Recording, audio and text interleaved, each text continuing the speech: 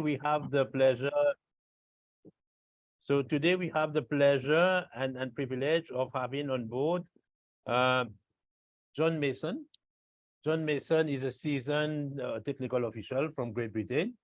He is also World Athletics silver level, but he's also and mainly a World Para Athletics gold level. He's an ITO, and John is one of those who works on the rules for World Para Athletics, and he is also the permanent chair of the jury of appeal. Just to give you the level of knowledge that he has with regards to the rules.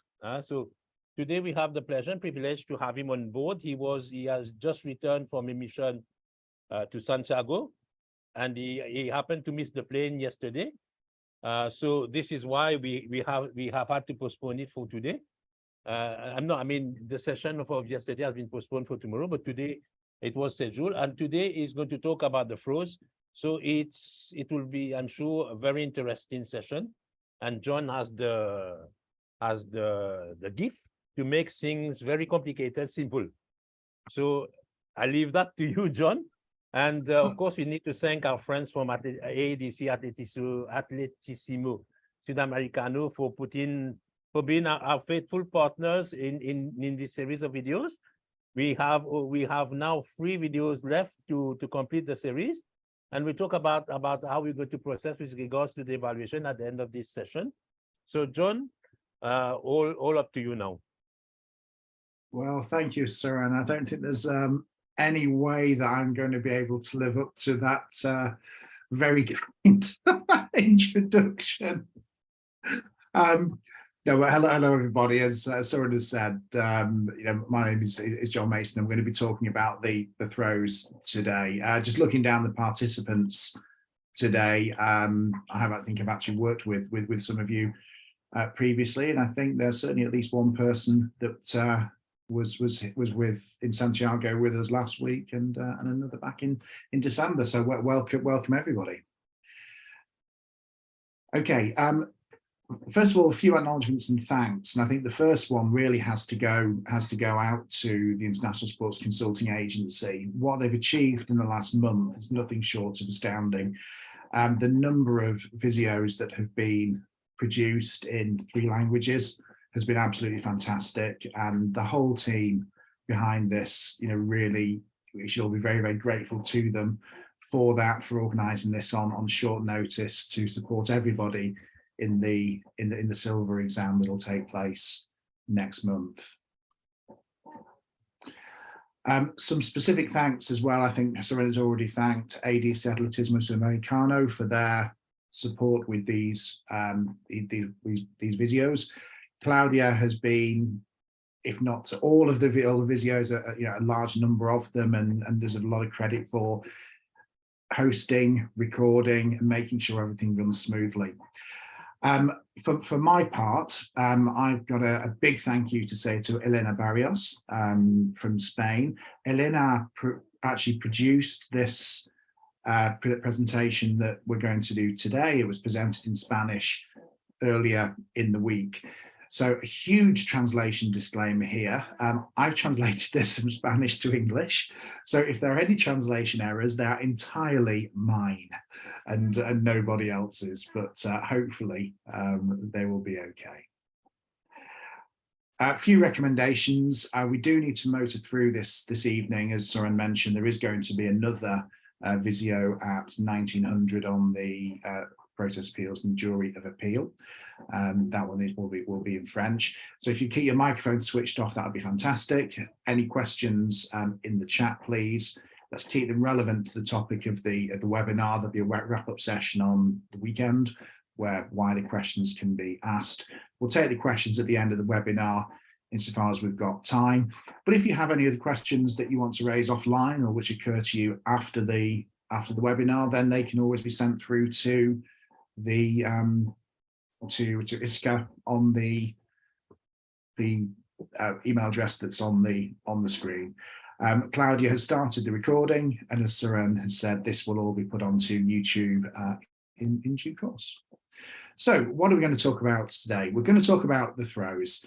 I shan't introduce myself. Søren has done a far better job than I could ever do on that.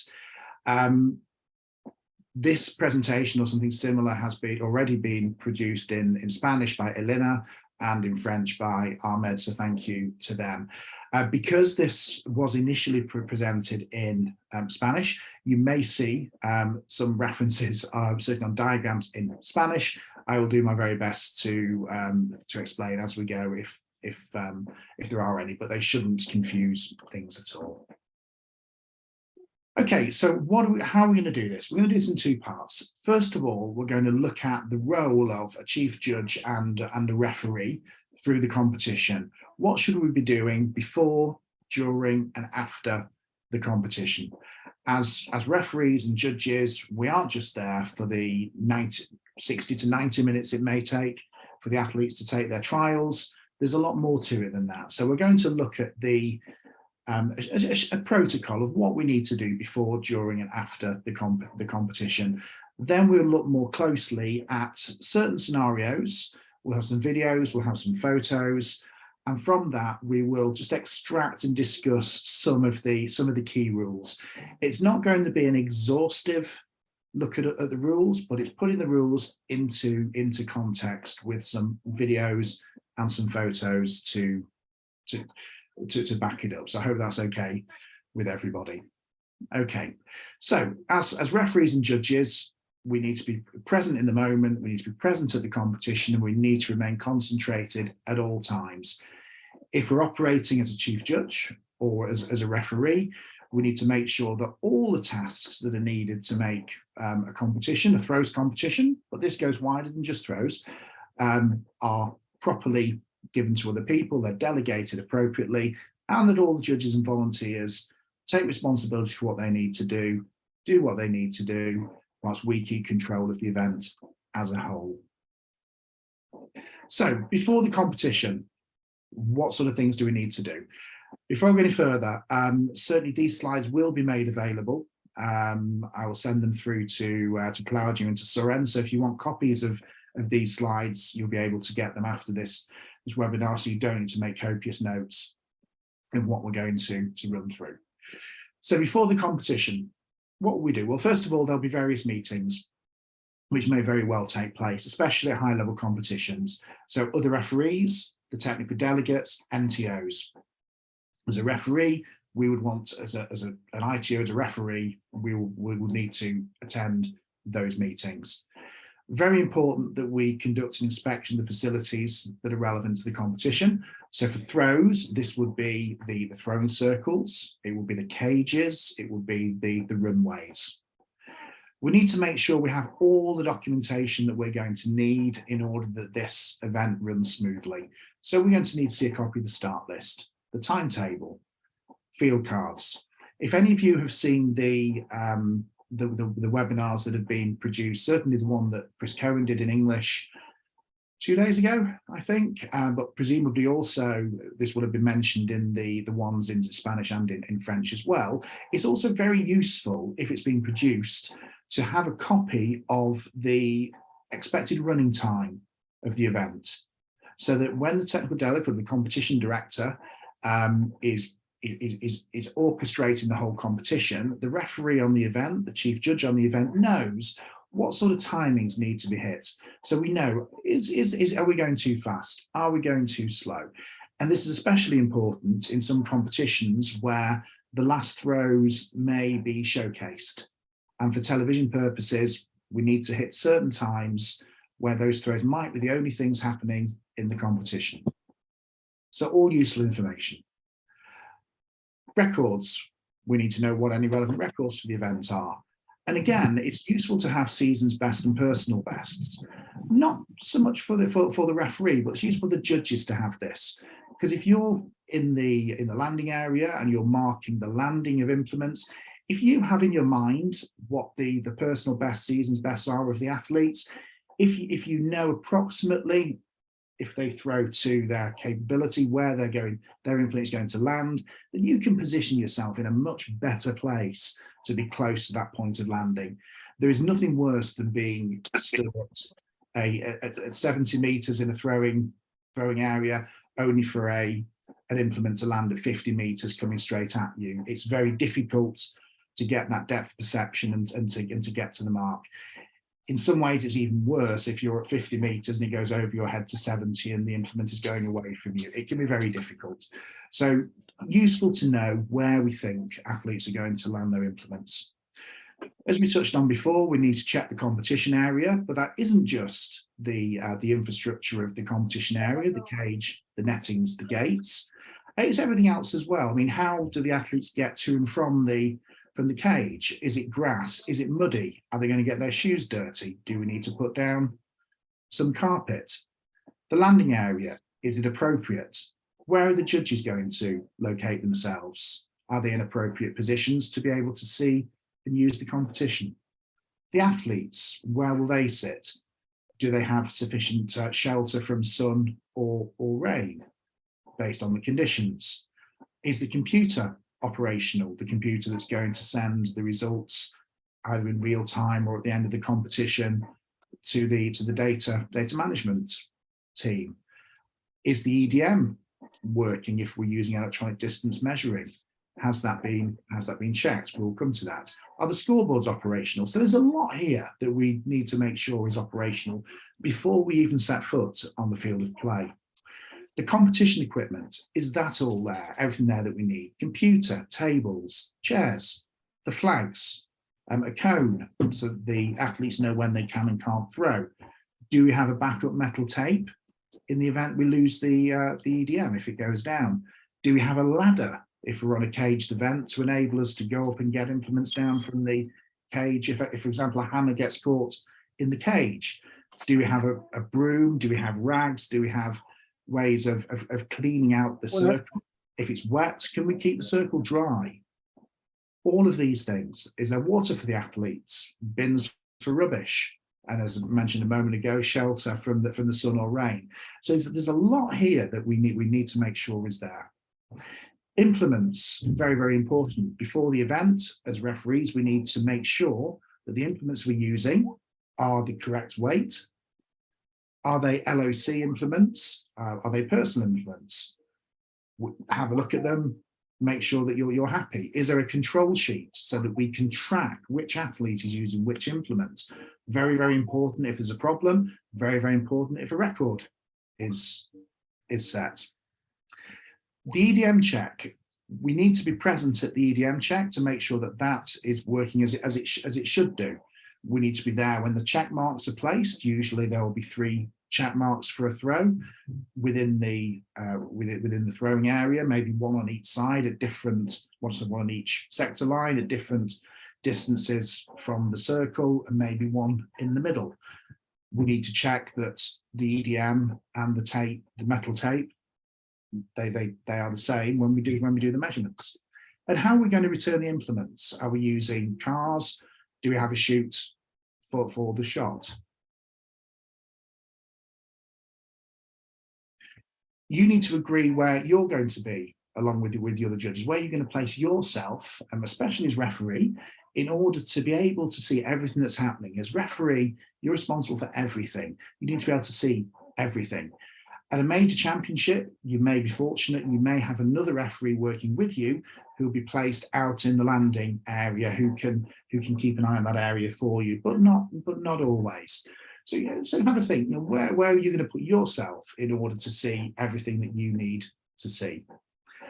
Before the competition, make sure, and I can never stress this enough, before any competition, I will always have another look at the rules. It doesn't matter how many times you've done an event, it can never hurt to have one last look at the rules of that event.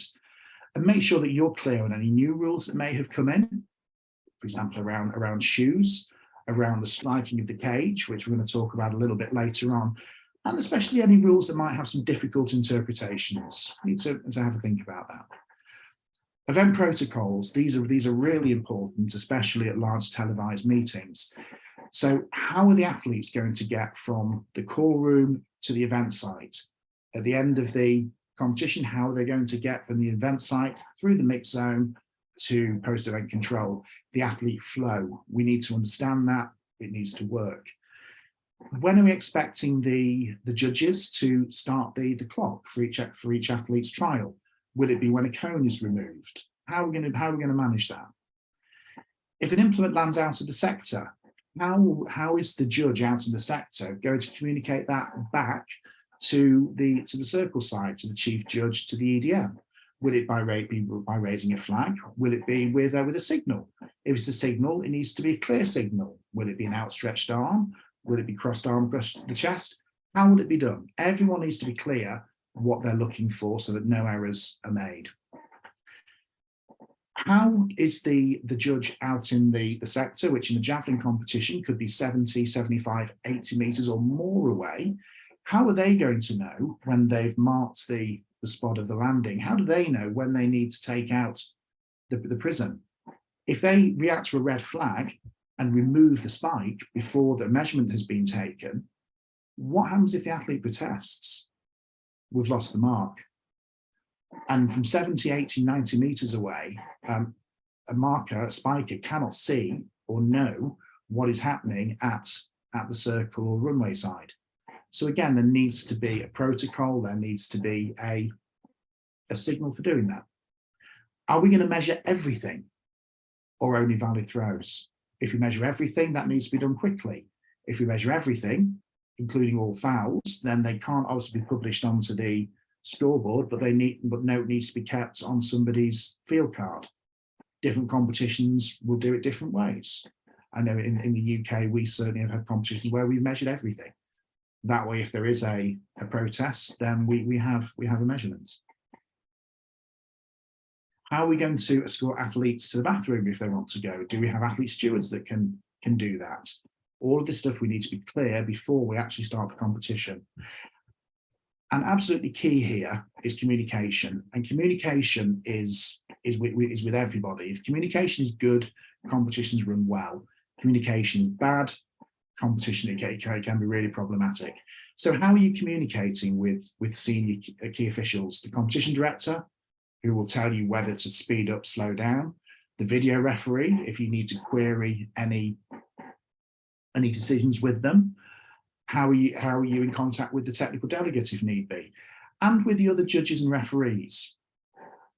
So as we're just talking about then, how are we communicating with other referees, maybe under the judge on the other side of the circle?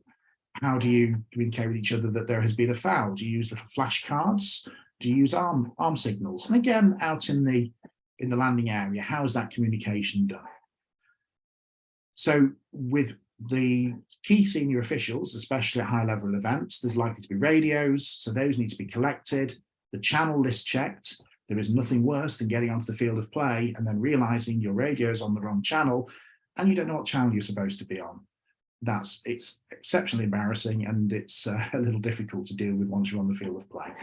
And also make sure they're working and that batteries are fully charged. So there's a lot there that we need to deal with even before we've started on the competition. So what do we do during the competition? Well, the first thing we need to do is go and pick up the athletes. So the referee will often pick up the athletes from the call room, often with the chief judge. There may be a brief briefing in the call room before we bring them out onto the field of play. In the call room, you'll be given the start lists, and we need to check whether any manuscript amendments have been made to those start lists. So there may have been a yellow card awarded in the call room, for example. We would need to know about that. There may have been a DNS in the call room. There may have been some notes made about advertising, that this athlete has had something covered by tape. We need to make sure it stays covered. So all of that thing needs to be checked in the call room. We then enter the competition area in a big competition to great applause, cheering as we walk them round onto the field of play. The first job when we enter the competition area, particularly with the javelin, when we're talking about throws, is to control the distribution and placement of athlete markers. We'll talk about markers in more detail later on, but they need to be given out. Then the warm-up trials, and again, we'll talk about those a little bit later. They need to be taken in competition order. We need to be very, very conscious of timings, especially again with major competitions. How many warm-up trials can we give the athletes? Is there going to be a presentation of the athletes? Are we going to be lining them up for presentation? If we're going to be lining them up for presentation, then when will that happen? Will that happen 2 minutes before the start time, 3 minutes before the start time? We need to make sure that warm-up is finished and the athletes are ready at that time when the camera and the infield presenter comes down to make those introductions. How will that be done? Will we line everybody up against the down the runway, for example, or will they? I've seen sometimes with events from Circle, all the athletes have surrounded the circle, so that and the camera has gone around the circle. Event presentation, everyone has their own way of doing it. So how would we do that? I've just seen something in the chat just asking me what a field card is. Apologies, I should have explained that. A field card, as I understand it, is your list, which has names of the athletes down the left, and where you fill in by hand their first, second, third round attempts, best after 3 rounds, 4th, 5th, 6th, best. So effectively a scorecard. I think it's probably the best way of describing it. Okay, so once we have done the warm-up, once event presentation has done their introduction, then when the competition director gives you the signal, so when you get in your ear from Chris Cohen or similar, discus competition, lift the cone, then up comes the cone and the competition can start. Okay, so competition starts, the first athlete goes into the circle, onto the runway. We need to make sure the competition is conducted according to the rules. That's our primary role. We need to make sure that every judge knows what their job is and that they're carrying it out in accordance with the rules and any agreed protocols. We're not there as referees to do judges' jobs for them, but we are there to make sure that things are being done properly. We need to make sure that the athletes' needs are being attended to during the competition. If they need the toilet, that they are the bathroom, that they're being escorted. If they need medical attention, that they're getting it. Often as a referee, we'll have a radio. We can help to make that happen. Do they have sufficient water, shelter? For long competitions in hot weather, do the judges and volunteers, are they okay? Do they have what they need? A big part of a referee's job during the competition will be to address any athlete's complaints or, very importantly, any formal protests that are made. Also, we need to have regard to and act on any information that might be provided by other judges about the athletes. And again, we'll see a scenario later where we'll consider this. So if there's misconduct of an athlete that maybe we've not seen, but has been reported by another judge, maybe something has been said that shouldn't have been said, or something has been done that shouldn't have been done, we as referee will need to take the appropriate disciplinary action. It will also be the referee on the event that will consult with the video referee where we need to. So if there is any doubt, maybe in a discus throw as to whether an athlete has committed a foul in the circle, then the first port of call will be for the referee to speak to the video referee and find out whether the video referee has got any good footage of this and whether they can check and see what they think. We need to make sure that the reversal of the athletes after round 3 or potentially also after round 5 is carried out quickly, that it's carried out efficiently, so we have no delay to the competition. That then needs to be communicated very quickly to the athletes, to event presentation, and this will often be done through the computer. And then we need to arrange for the athletes who unfortunately will take no further part in the competition to leave the field of play in an orderly fashion. And the final one, and something like this is possibly one of the most important, is around safety. We need to be mindful of everyone's safety. As a referee, we're very fortunate in that we have a broad view of everything that is happening. Individual judges have got their own job and they will be concentrating on their own job. We have the benefit of maybe being able to see more. So if we see something, and there are 2 examples here that is potentially a little unsafe, then we're in the best position to highlight it and arrange for it to be dealt with. So the first photo, I think, as we can see, yeah, that cameraman has come rather close to being on the wrong end of a javelin, so that would need to be addressed. and this indoor shot sector during warm-up is somewhat crowded, and if a shot comes towards those athletes, they really don't have really anywhere they can go with the netting. So obviously always mindful of safety. Okay, so after the competition, what do we need to do when the competition is finished and the last athlete has taken their final trial? So we need to check the results. We need to check them quickly, and then we need to approve those results for publication. So sign the appropriate forms and let the referee, let the data input judge press the button for that to be fired off around the world. We need to supervise the post EDM check. So we did some checks before the event. We now need to check them after the event. It could be, and good practice would probably would encourage us to do some checks during the event as well, quickly and subtly, but we certainly need to check them after the event. We don't need to remeasure where the marks are because they shouldn't have moved, but we do need to check them again with the EDM to make sure that the EDM is still measuring as it was at the start of the event. We need to check we've got all of the implements, make sure that no shot or disc has disappeared into a bag. Have we got everything we came out with? We need to make sure that all rubbish is collected and the competition area is left tidy. It can't always be left to the technical team to do this. On the field of play, we need to make sure that this is done so that if another event is coming on straight after, it can come on quickly.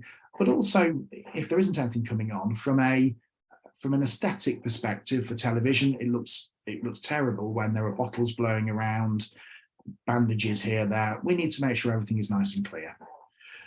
We need to arrange for the athletes to be accompanied to the mix zone. Very important, the athletes leave through the mix zone and don't just jump over a fence into the crowd. They need to do their media, and if doping control is present, it's in the mix zone, post-event, after the mix zone and post-event control, that they will be invited to give a sample. And then we need to make sure the judges depart from the field of play in an orderly fashion. It looks far, far better if the judges all leave in a nice straight line. Just for the whole aesthetic of the competition, it looks professional, it looks good. In the chat, Claudia has actually just put an example of a field card, if anyone wants to see that. Okay, what else would we do after the competition? Well, if a record has been broken under new rules, maybe we need to requisition an athlete's shoe. We would do that. We would need to have a look at the results and just make absolutely sure that any records have been picked up, any yellow cards have been picked up. Just make sure that the results flow happens correctly, that any yellow cards are communicated, presumably through the competition secretary, to the appropriate place. They can be taken forward to other events. A shot athlete may have a discus competition later in the championship, for example. If it's qualification pool, then it will carry forward into the final. If there is a report to be submitted, we need to submit that.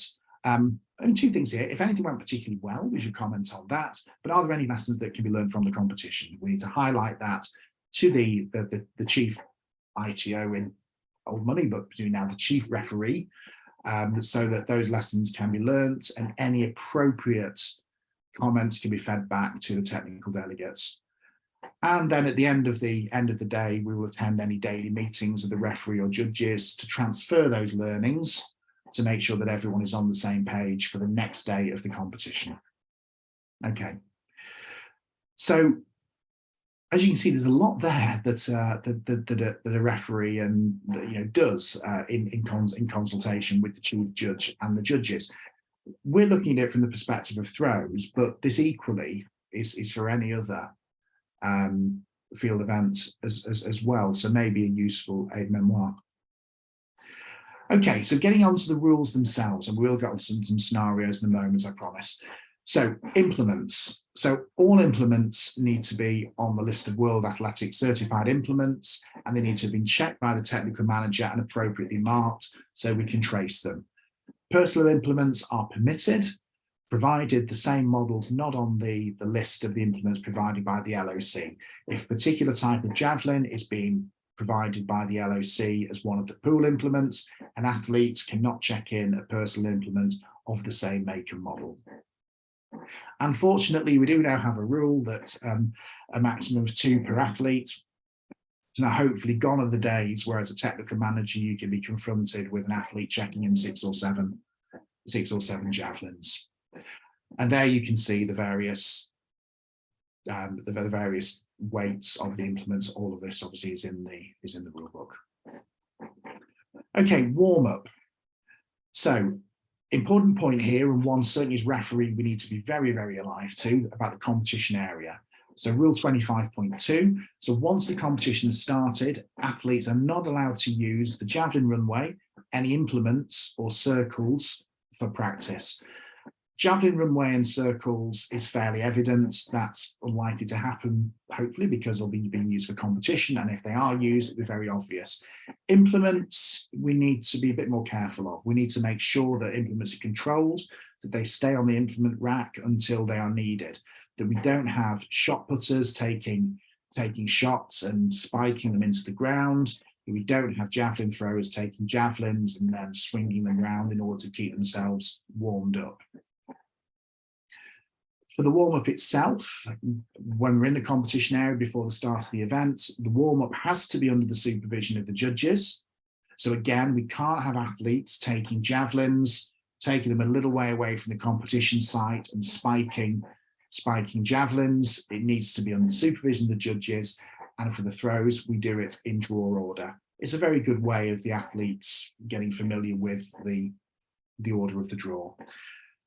For major events, we always will try to make sure that they have at least 2 warm-up trials, but that is a minimum. And if there is time and athletes want more, then we obviously ought to facilitate that so far as we can.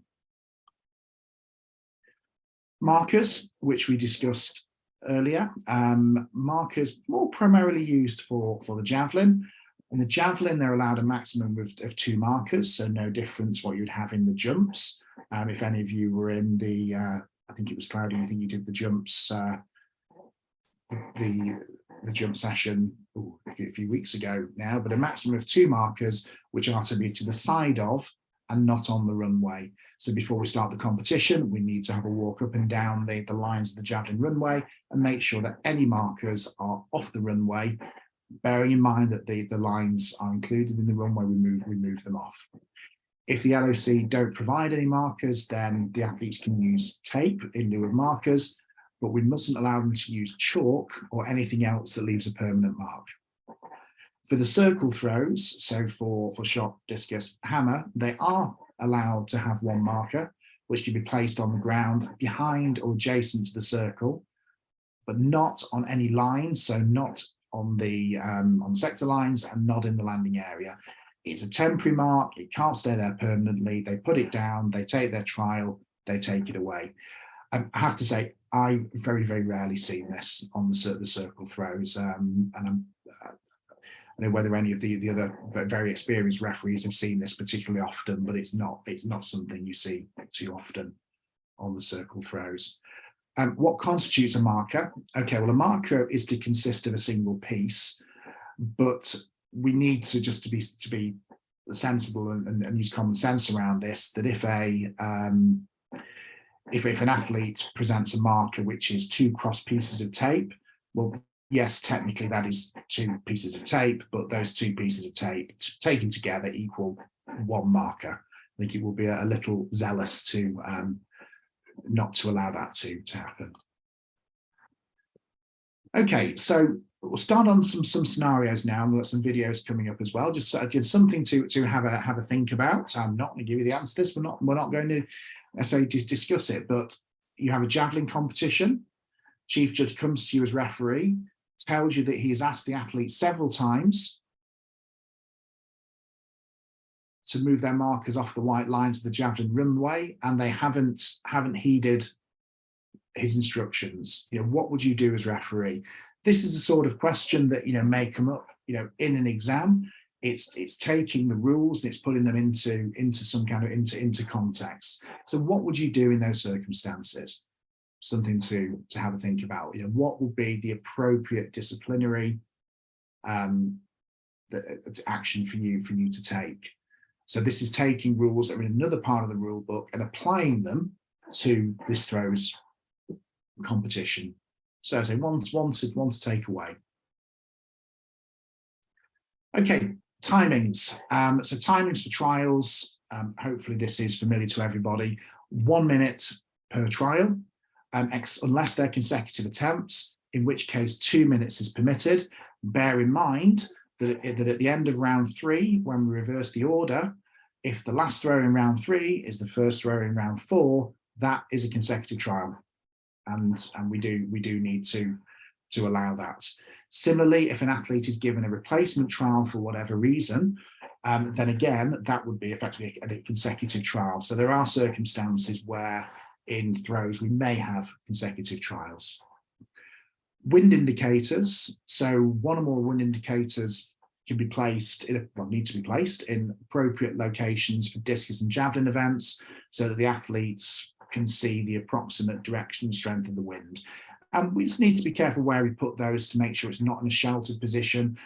It's there to help the athlete, so let's put it in a position where it gives them the maximum amount of information to help with what they're doing. Okay, so another scenario, again, I want to have a little bit of a think about. So the chief judge, and this one will actually lead into a discussion of the rule behind it, and that's the way we're going to take this forward from here, either through scenarios or through a lot more videos and photos. So you're the referee in an international competition. The chief judge of the shot competition informs you that an athlete has got very angry with himself following a trial, and he's given the stop board of the shot circle a good old kick with such force that it's come loose from the ground. So unfortunately, that has rendered the circle unusable. We can't continue the competition. There's a circle close by with a similar surface, but the landing area, instead of being grass, is made of sand. The competition's halfway through a round of trials. What would you do as referee? Okay, well, this is, again, for an exam, this is the sort of question that can come up. And there are a number of things we need to consider here. And I think very often the number of marks available for a question will give you some guidance as to how much you need to say. So the first thing is, as a referee, we've got an athlete who has damaged a piece of equipment. Do we need to take any action against that athlete? That's number one, disciplinary against him, number one. Number two, we need to change the location of the competition. What are the rules surrounding that? We'll look at those in a minute. And number three, the landing area is different. Is that a problem? And also the timing of the change of competition. We're halfway through a round of trials. What do we do about that? So there are a number of things here that in a good answer to an exam, to a scenario question, we will be looking at.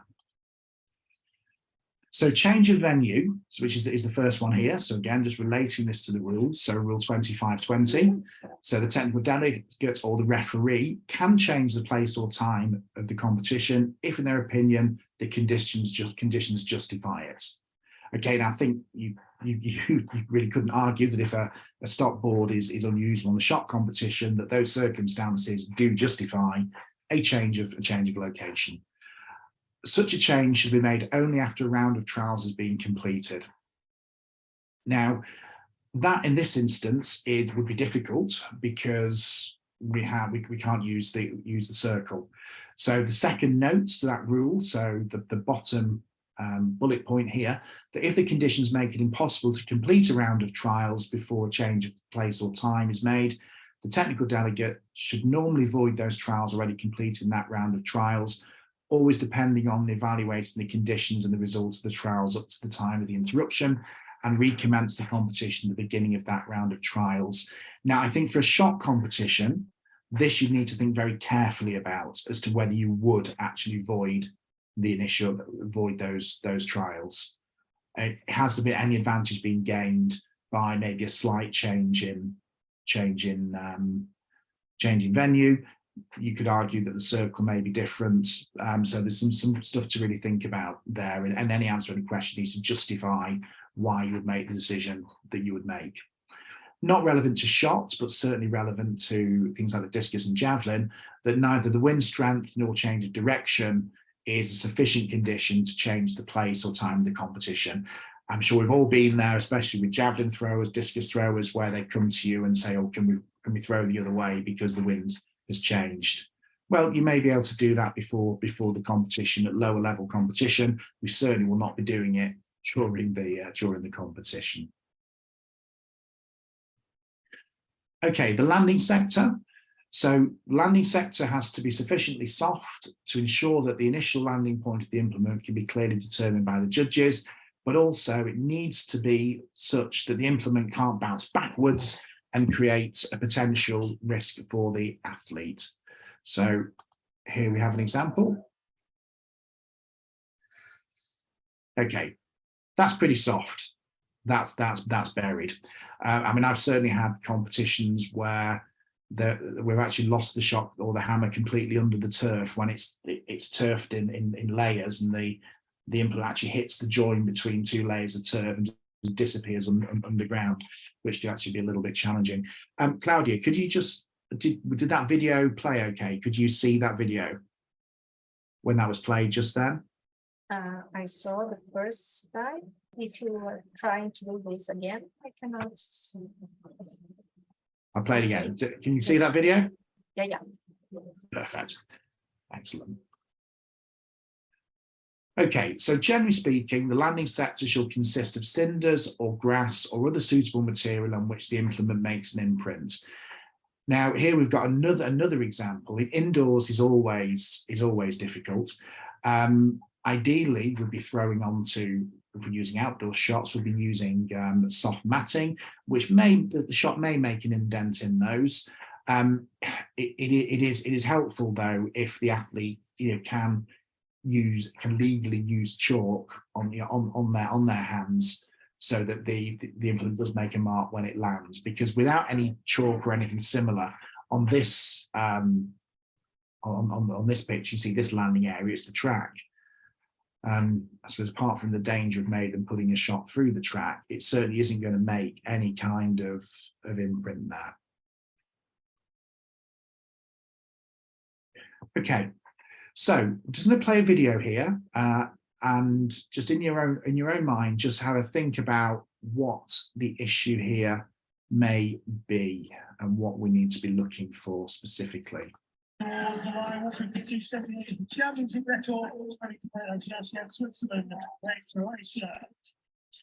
that's 1, 2, 3 as they get to the line. Does anyone want to unmute and hazard a guess as to what the issue there might be? She went out before the implement fell down on the field. Yeah, absolutely. Yeah, the question here is, was she out of the circle before the implement landed? So there we can see the athlete's foot touching the ground outside the circle, and there we can see the implement is still in the air. So there we have the rule on completion of trials 25.8. So the judge should not raise a white flag until a trial is completed. And completion is determined when the athlete leaves the circle or runway legally. And then here we are, 32.17. It should be a failure if the athlete leaves the circle or runway before the implement has touched the ground, or 32.17.1 for throws made from a circle, if when leaving the circle, the athlete's first contact with the top of the rim or the ground outside the circle is not completely behind the white line, which is drawn outside the circle, running theoretically to the center of the circle. We'll look at that second bit in a minute. But the key here is that first bit of 32.17. It's a failure. The athlete has left the circle before the implement has touched the ground. And the note there, first contact with the top of the rim or the ground outside the circle is considered leaving. So going back to this photo, so she hasn't completely left there, but one foot is very clearly touching the ground outside the circle. So that is considered leaving.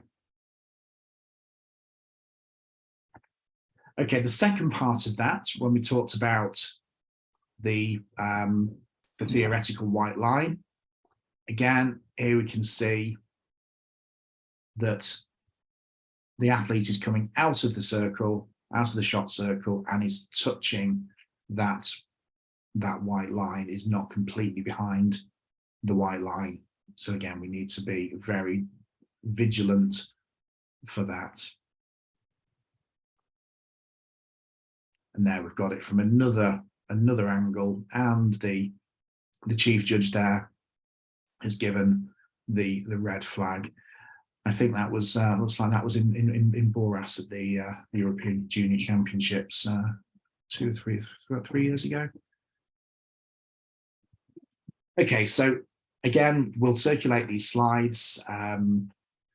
Thank you for the Spanish Federation for these for this slide. I couldn't unfortunately translate the acknowledgement, but it came from the Spanish Federation.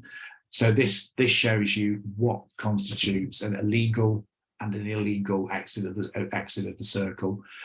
So top left, the first touch is forward of that white line, that is a foul. The second one, the first touch is on the line, that is a foul. The third one, so top right, the first touch, the first foot, the right foot is behind the line, second is forward of the line, the first touch is behind the line, that is legal. The bottom left, both of those steps were behind the line, so that is legal. Same with the bottom middle, and the final one, both steps have been out of the front of the circle, ahead of the line, they are both fouls. Okay, unfortunately, I can't play the video on this, but I think hopefully you can see what's going on here. Here we have, back in the day, a rather interesting javelin technique of someone spinning to throw. And clearly that is not legal. The javelin throw rules tell us the javelin's to be held with one hand, and it's to be thrown over the shoulder or upper part of the throwing arm, and is not allowed to be slung or hurled. And important point, non-orthodox styles are not permitted. Until the javelin has been thrown, an athlete shall not at any time completely turn around so their back is towards the throwing arc. An important point to make on that 38.3 is that relates to the athlete's throwing action. What it doesn't relate to, and I have seen this given as a foul, is when the athlete has released the javelin and he then turns back to walk down the runway. Because the trial isn't technically finished, I have seen this given as a foul. It is not a foul if the athlete turns their back once the javelin has been released. It is purely in the action of throwing.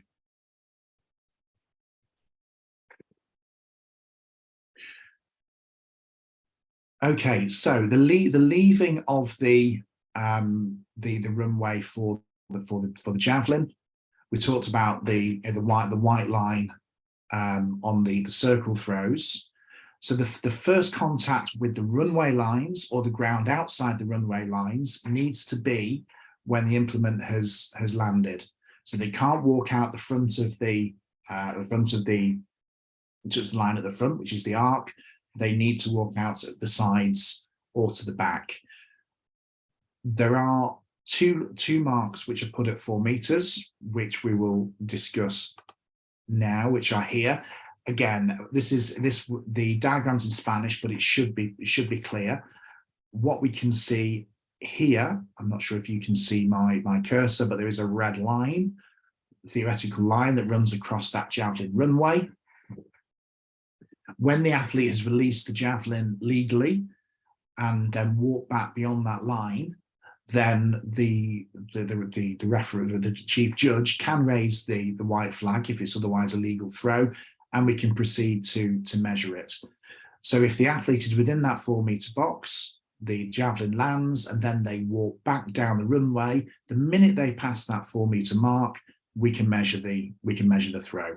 Before this rule was introduced a few years ago, if the athlete continued to walk back down the runway, all the way down the bottom of the runway, and it could be quite some time until they physically left the runway, and it would delay the event, because the athlete couldn't, because the judge couldn't raise the white flag and measure the attempts. This was done to speed the event up. Now, what this rule is not there to do is to penalise the athlete. It's not there to give the athlete another possibility for the athlete to fail. So if the athlete throws the javelin within the 4-metre box, it is in the air, and then the athlete walks back down the runway, passing that 4-metre point. The javelin then lands after he has passed the 4-metre point, but is still on the runway. That is not a foul. And when the javelin lands, the chief judge can raise the white flag. If, however, the athlete leaves the runway left or right, then yes, that would be a foul. We're not here trying to penalise the athlete any further. We're just trying to make things go a little bit faster. Okay, so another video, and this is something that we see very often, especially with women's javelin, probably more often than with men's, and certainly with youngsters as well.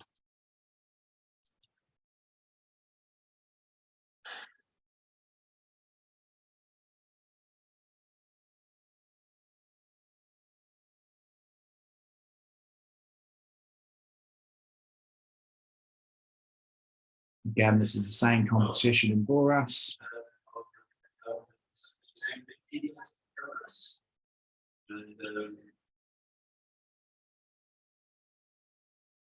So this is heptathlon, and that's been given as a foul trial. Again, any thoughts what the issue is there?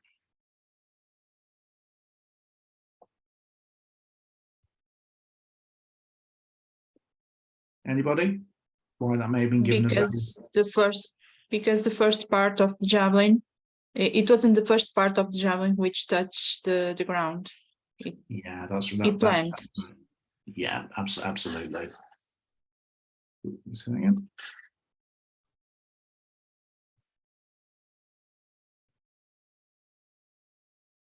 Yeah, some apologies.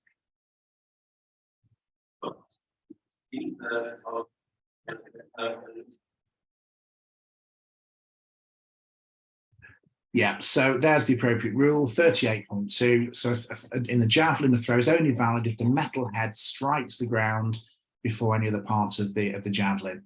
A key point to note here, we're talking before about rules being changed, nuances of rules, notes, comments, interpretations of rules changing. Here's a good example. So previous references in the rules, in rule books in days gone by, to the tip of the javelin, they've been removed and replaced by a generic reference to the head of the javelin. That's to acknowledge that the shape of javelin heads varies greatly, and it can't always be that easy to separately define the tip. So here's a study that was carried out by Yolanda Pavon and Angel López Montesinos, who I'm assuming are from Spain.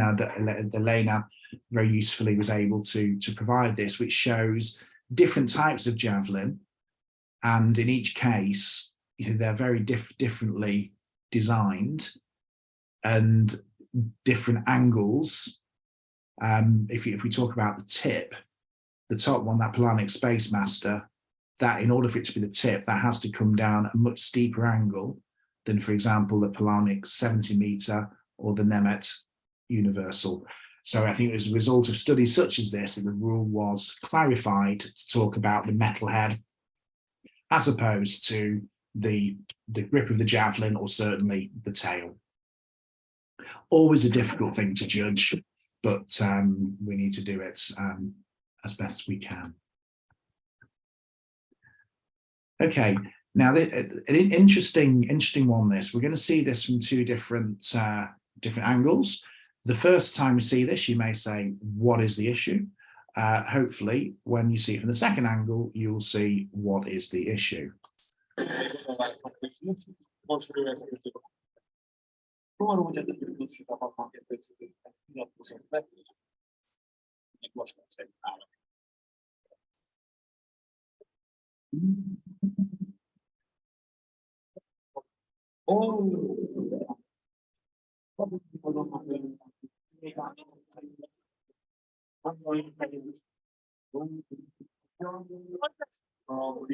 That great word, protest. We hear that word, that's when as a referee we leap into action.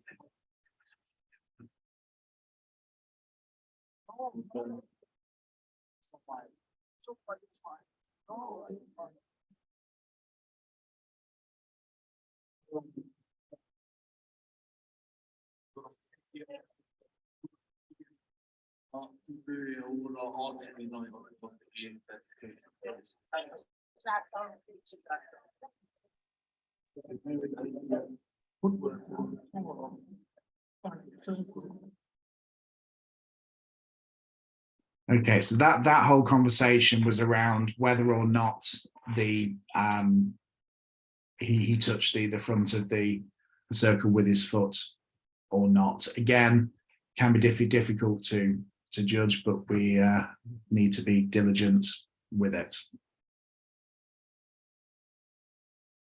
Distance measurement. Okay, so where do we measure it from? So the mark immediately after each valid trial for the nearest mark made in contact in the ground. So shot, discus, hammer, that's from the nearest mark to the circle through the center of the circle, and from the head of the javelin to the inside edge of the arc along a line to the center of the circle, which the arc is part. Always remembering that although the javelin is over a runway, it is actually technically a circle, just an 8-meter radius circle, and there will be a point on the runway that we need to pull through. Here's an interesting one from the Diamond League in Birmingham, 2015. It'll be interesting to see what thoughts you have on this. Well, this year go. 6th and final round of this javelin competition, and it really has had an 86.53, it's followed an 85.95. He really is getting confident and hammers that one out, but it's not. It's just outside the arc. It's outside the sector, but look at the distance it's got. Oh, I say, that was a sensational throw. That's got to be over the 90-meter mark. And it's just gone outside the sector. Have a look at this. He wallops it. He really is strong. And that was the best technically I've seen him. And that javelin is, well, it's going for the moon. And look at that. That's an astonishing throw. And I tell you what, they should extend that line just to make sure that it is outside the sector. Oh, what a shame. That would have won him the event. Well, Diego. Okay, so there we've seen an example of a javelin that has landed outside of the sector. That was an interesting one because the sector lines, they had, my recollection of this, the sector lines were actually long enough, but had to be rolled back slightly because then if you saw, but there were some pyrotechnics that were very close. And isn't it always the way that the one time that happens is the one time that somebody throws the javelin out of the stadium in that general direction? But it was a foul throw, and it was given as a foul throw. These are the pyrotechnics here that we had to shorten down the sectors. Okay, so again, thank you very much to the Spanish, Elena and the Spanish Federation for this. Again, we will send these slides round. So for the various different types of implements, this is a really good and succinct demonstration visually of what constitutes a foul and what constitutes a valid trial. So I mean, the headlines here, any part of the implement, so discus top left, part of it is touching the sector line, that is a foul. Head of the javelin, head of the hammer rather, bottom left, is touching the line, that is a foul. Between the two, you can see that the wire of the hammer is touching the line, but the head of the hammer is entirely within the sector. That's a valid trial. Tip of the javelin on the bottom right, touching the sector line, that's a foul trial. Shot in the middle, totally within the sector, that is a valid trial. And top right, we've got part of the shot touching the sector line, that is a foul trial. And again, on the right-hand side, we've got an absolutely perfect javelin straight through the middle of the sector line, which would be a foul trial. Okay, another video. Let's see what you make of this.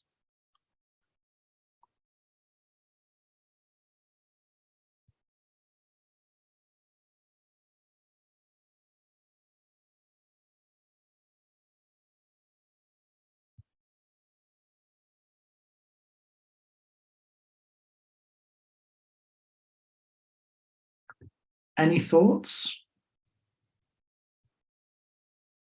I think we can see in the background there that the chief judge is raising the red flag. Why do we think that may be?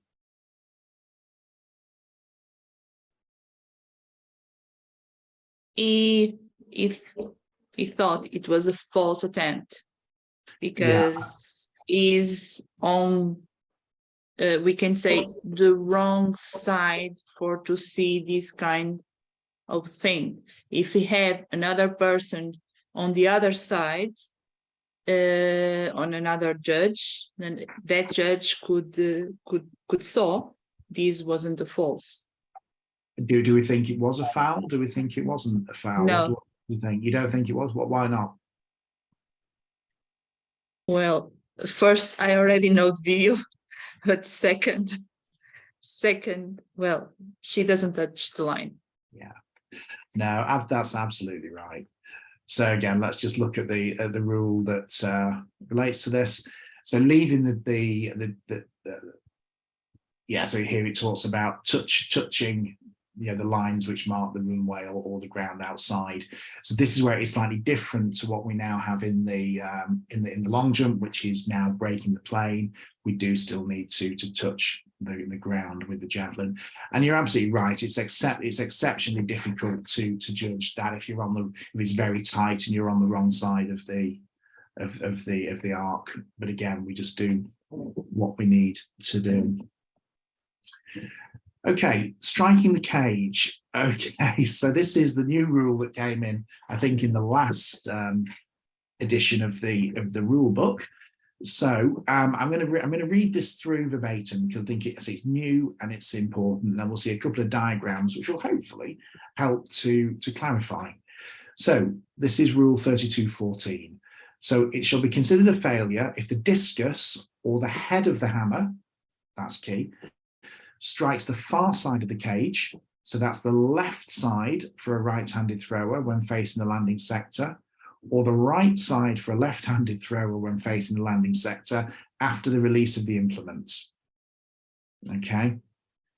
The note then goes on to say that it will not be considered a failure if the discus or any part of the hammer, as opposed to the head of the hammer in the first part of that note, strikes the near side of the cage,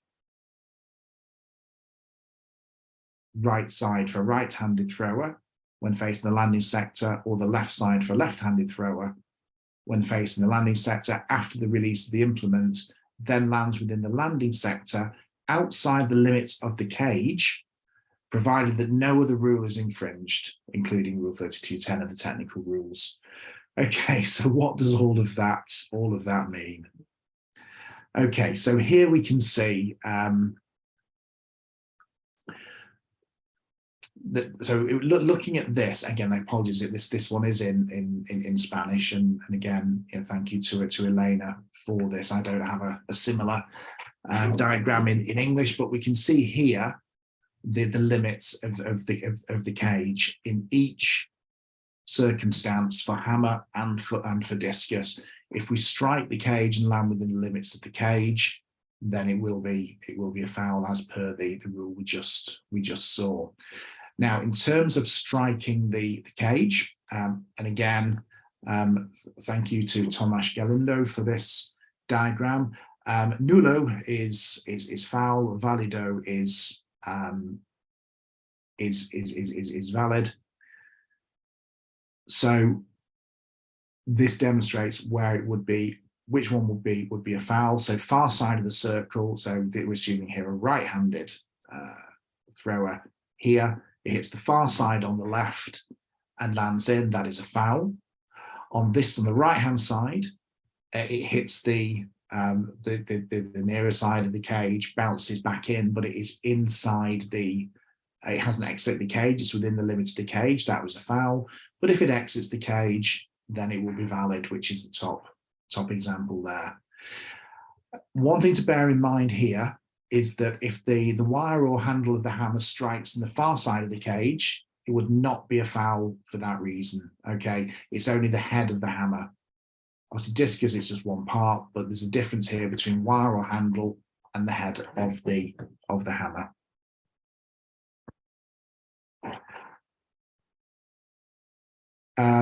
Again, so someone's put in the chat about permission to use the presentation slides. I don't have an issue with that.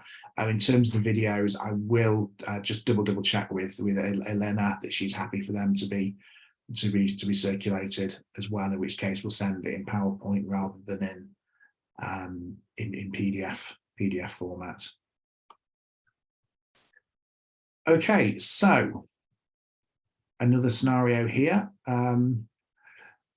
Watch this very closely, and again, I will be interested to get your take on this.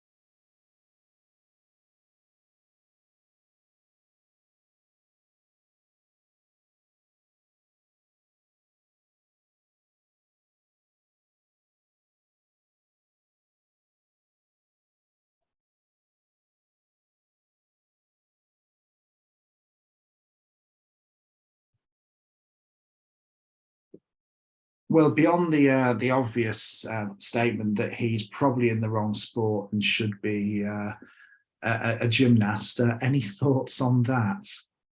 Yeah, I was actually the chief judge during that competition. Then you're exceptionally well placed to comment.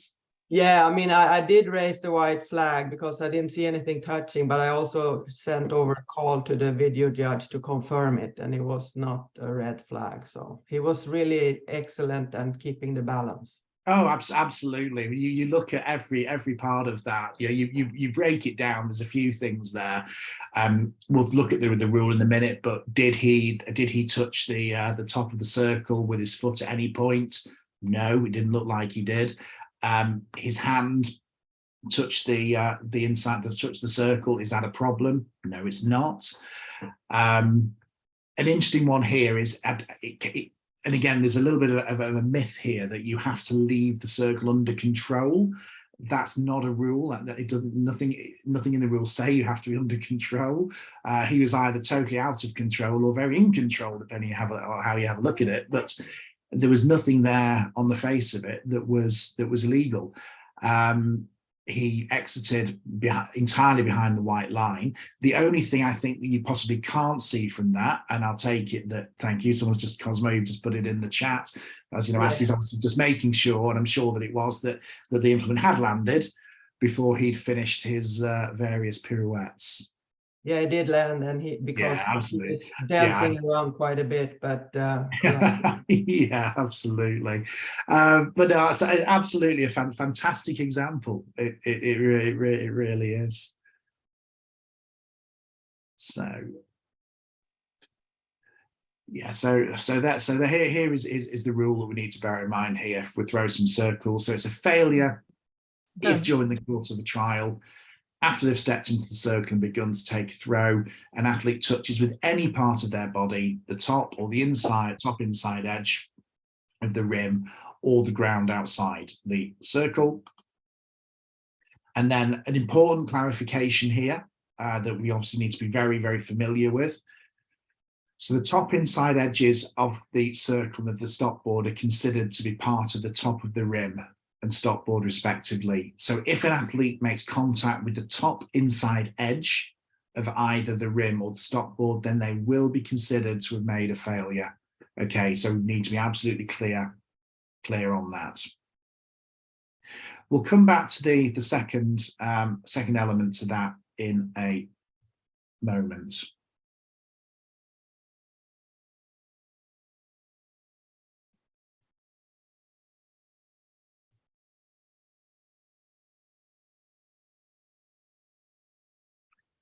Yeah, so there we have another photo with another close call. And again, unfortunately, certainly when you're sat, you have to be sat far enough away from the circle for it to be safe, because you don't want an implement hitting the cage bulging, you being hit by it. So that, coupled with the net itself, can make seeing close calls difficult, which is why we would always try to use the video referee, as I think was suggested, was done on the last one, whenever possible, to help to clarify these calls. Okay, let's have a look at this one.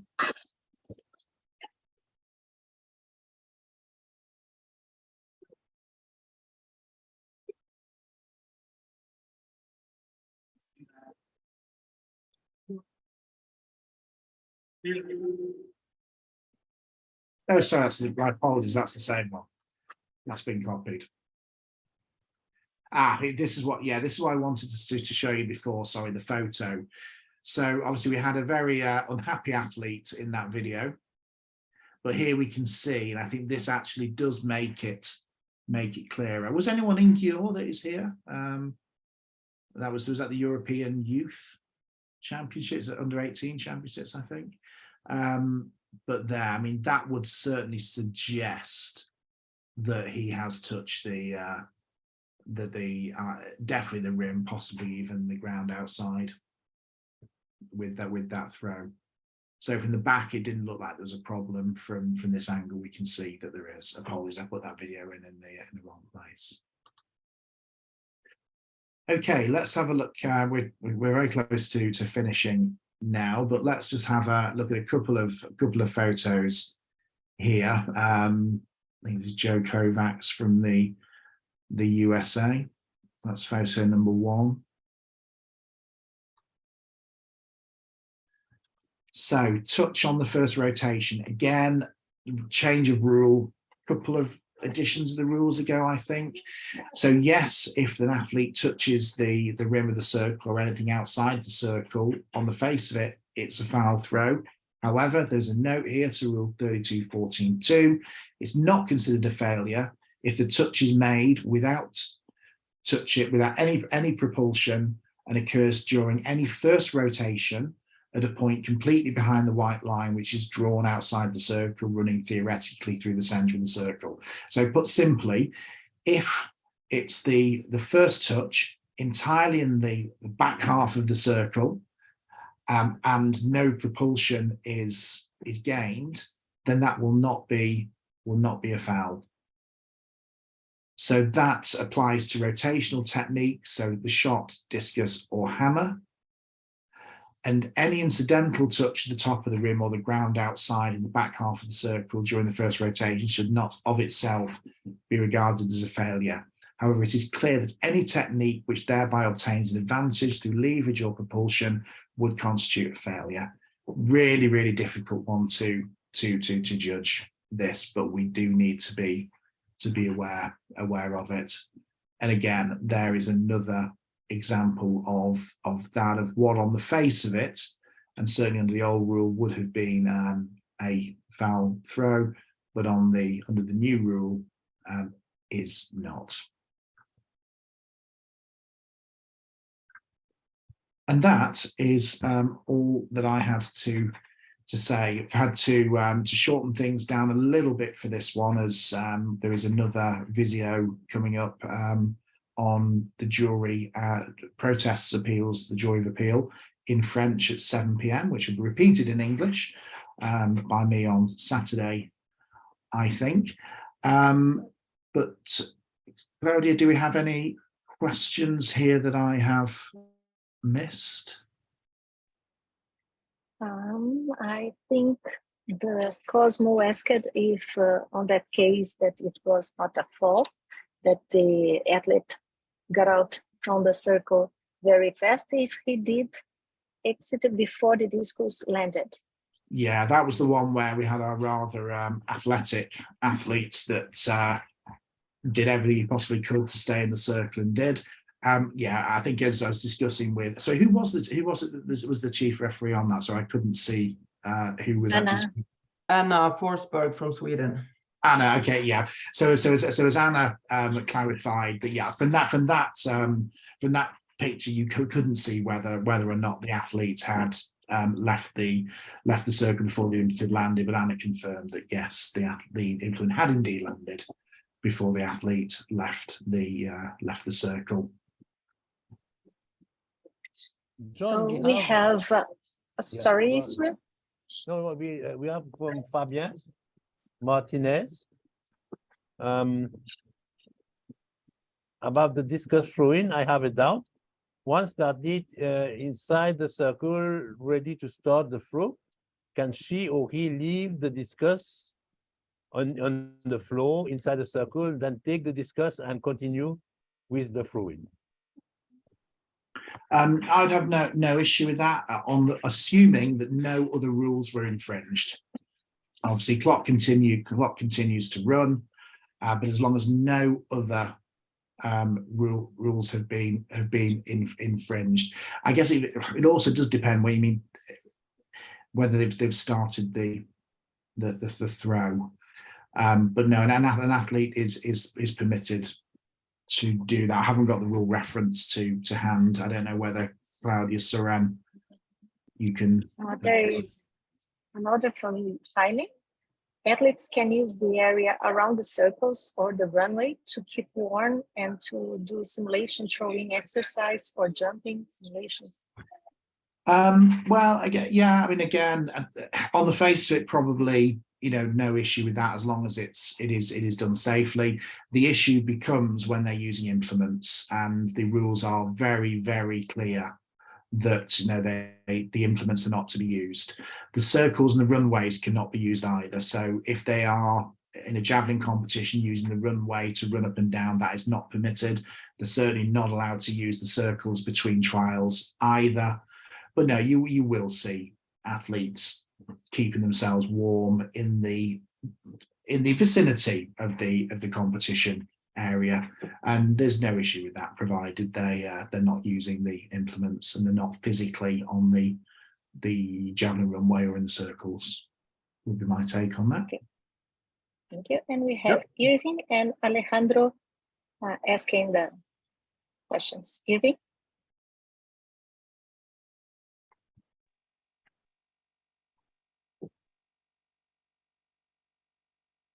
Irving, you can open your mic. Sorry, we cannot listen you. So while Irving is trying to open the microphone, Alejandro, can you talk? Yes, thank you, Claudia. Nice to meet you, John. You too, Alejandro? Yeah, I'm Alejandro. Nice to meet you.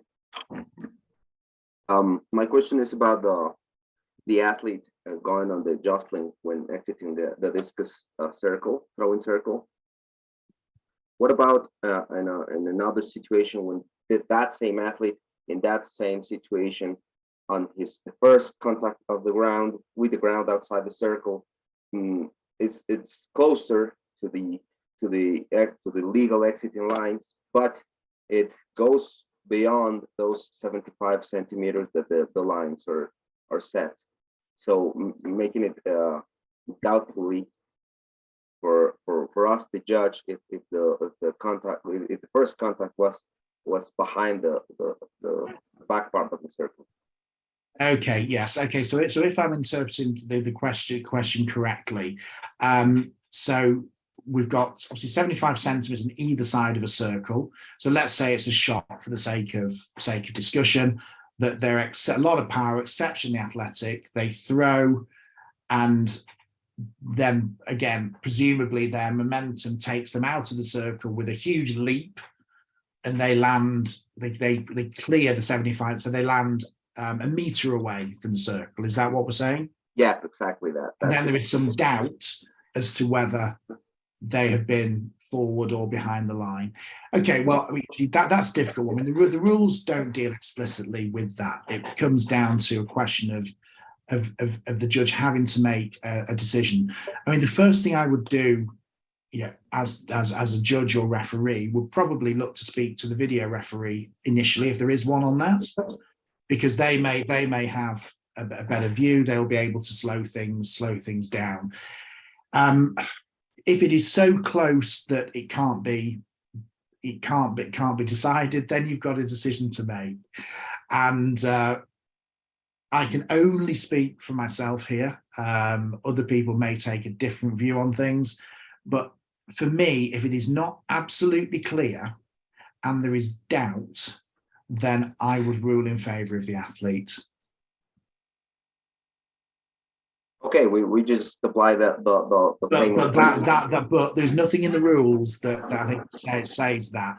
You know, that is down to how you as a judge apply the rules. And if I'd spoken to the people around and got the view of other judges as to what they saw, if there wasn't a video referee or the video referee then looking at it and they couldn't decide, then yeah, I think for me, I would give the benefit of the doubt to the athlete. Does it apply the same concept on the javelin landing outside of the sector lines? That should be, yeah, I mean that should be clearer, but yes, I mean I would, yeah, I would apply, I apply that personally. I would apply that generally if there is genuine doubt. But I say that is a personal view, and there are other judges who may take a different view to that. Okay, thank you, John. So John, the questions from Irving is, in the discus, the athlete used the sliding technique instead of the spin. Would it be easier to judge they used propulsion at the beginning? Sorry, are we talking about the discus or the shot here? I think the discus and the shot, I don't know. Sliding. Yeah, because it's from the circle. And can you just clarify that, because I don't, for the discus, I don't understand the reference to sliding technique. For shot, then yeah, there's the traditional glide or slide. That's clear. Is that what you're referring to? Irving is that person who cannot open the mic. He write discus, but you can. Yeah, could you just put discus or shot? That would be very, very helpful.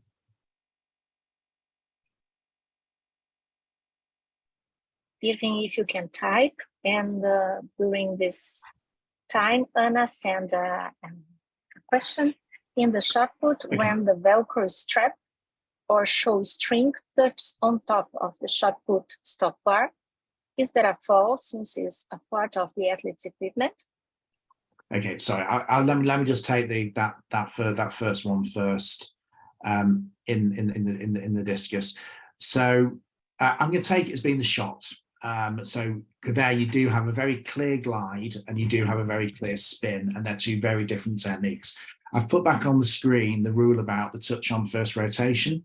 So 3214.2. It does talk about it applying to rotational techniques. Okay, so yeah, so if you had a traditional glider, traditional gliding shot putter, then this wouldn't apply. That exception to the rule wouldn't apply at all. If they were touching the rim or outside, then it would be a foul, because they would be outside. Does that answer the question? Maybe if you can put on the chat.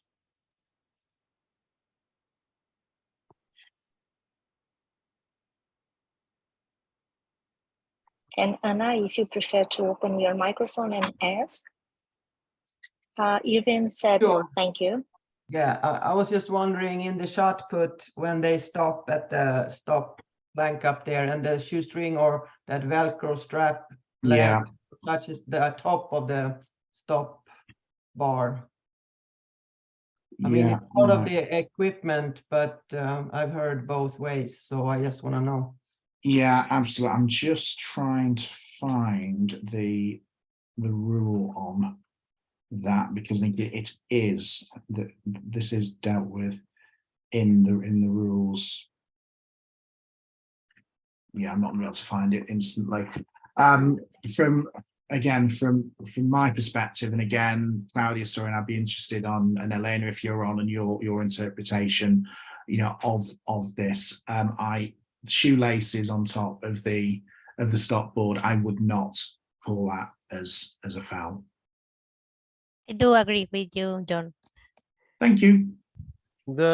Something interesting here, John, is that in the rule book for WPA, this is clearly mentioned that it is common sense that it is not considered as a foul. Yes. And it says that the referee must use their common sense in that respect. However, this note is not in the World Athletics rule book. Yeah. Yes, that's because there's a very good reason for that. because I put it in the WPA rule book. Because this is a something that is asked a lot, and we wanted to bring some clarity in the notes in the WPA book. It may be something to suggest to World Athletics in one of their future, maybe in 12 months' time or whenever the next book is out, then maybe they consider that. I don't know. But yeah, that was just to bring some clarity to that, because we possibly see it a lot more in para than we do in able-bodied with flappy clothes and shoes, etc. But that's certainly my take on it, and Elena, and I agree on that, which is always good. Oh, John, I think you were looking for the rule 32.14.3. 32.14.3. Is that the rule? Yeah, it doesn't mention the body or any part of the body.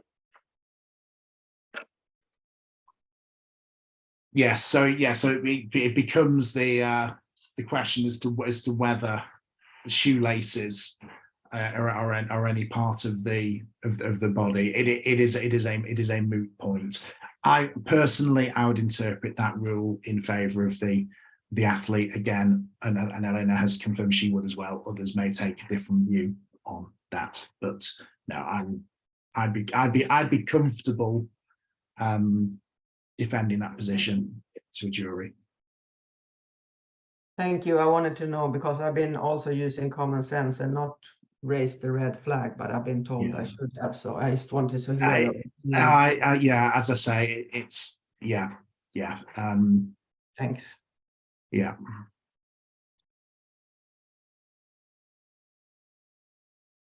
I do hope that doesn't appear in the exam, and we've sent people on the wrong position in that. But there we are. Is there any other questions or? There is. Claudia has suggested that we take up this question with George, so we'll do that. Yeah. Do that as soon as possible, and yeah, we can get very back to you. interested to know the response to that. Yes. Yeah. Thank you, Claudia, for that.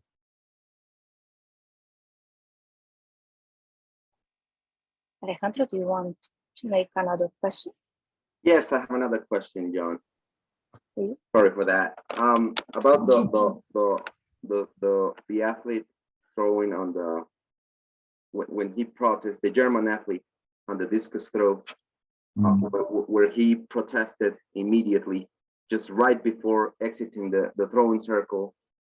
How can the referee make an interpretation of he going out of the circle? When he has not going out of the circle, and he protests immediately, and that is considered to end the situation, because he actually didn't exit the circle by the back of the rim.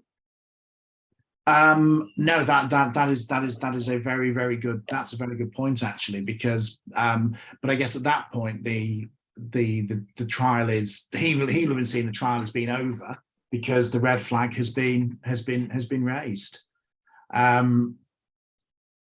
Yeah, that is a really interesting point, because what I suppose ideally what he ought to have done is exited out of the rear half of the circle as he would have seen it legally, and then protest the fact that there wasn't a touch.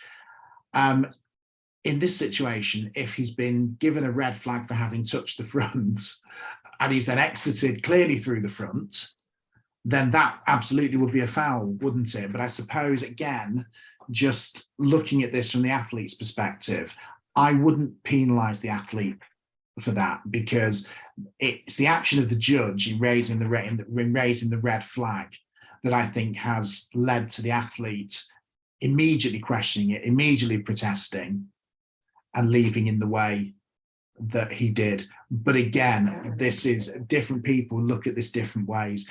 It's what I love about our sport. It's what I love about the rules, that this, you know, doesn't have all the answers, and there are always these discussion points that come up. I mean, yes, the athlete should have exited legally, but he would argue, and I would have some sympathy, that, you know, because with everything going on in you know, in the moment, all he's concerned about is the fact he's seen a red flag. And yeah, I think it would be slightly harsh to say, actually, okay, that wasn't a touch of the front of the circle, but oh, so sorry, you then walked out the front anyway. But equally, that wouldn't be wrong. It wouldn't be wrong. Sorry, that was a fantastic non-answer, wasn't it? Thank you very much. But I think it just demonstrates that, yeah, sometimes there isn't a clear answer. Yeah, So come on, Lena, do you agree with me on that one? Would you have? You said, yeah, if I agree.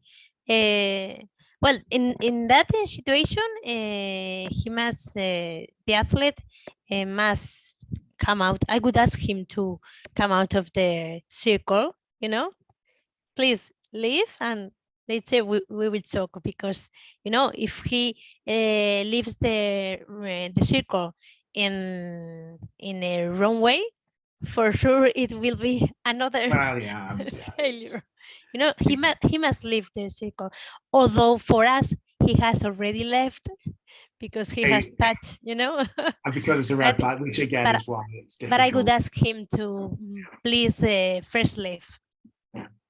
Yes, that would be the ideal situation, wouldn't it? For, you know, for the minute the word protest is used, you'd say, okay, come out of the back of the circle, let's have a conversation. Yeah. But yeah.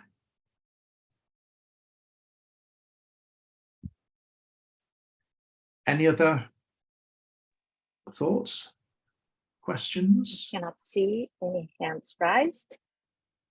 Sure. So yeah, so as I expected, that was a very interesting session. Thank you, John. And before we conclude, if John, you want to say one or two few words before we conclude? Yeah, I mean, or just as I say, if anything occurs to anybody after the webinar, then please just to send an email to the team on the email address that was at the start of the presentation, and we'll come back to you as quick as we can. Other than that, just to wish you all the very best of luck with the exam next month. I obviously was there in November, so I know it's how nerve-wracking and challenging it is, but I really do hope that the work that that Søren and the team have done, will really help, with the preparation for that. And I think the sessions this weekend, the mock exam and the wrap-up session, it should also really help us as well. So just very best of luck to everybody. Thank you, John. So John will be back with us on Saturday for the referee protest and appeal. So tomorrow we will be applying the mock questions. So it's a mock evaluation.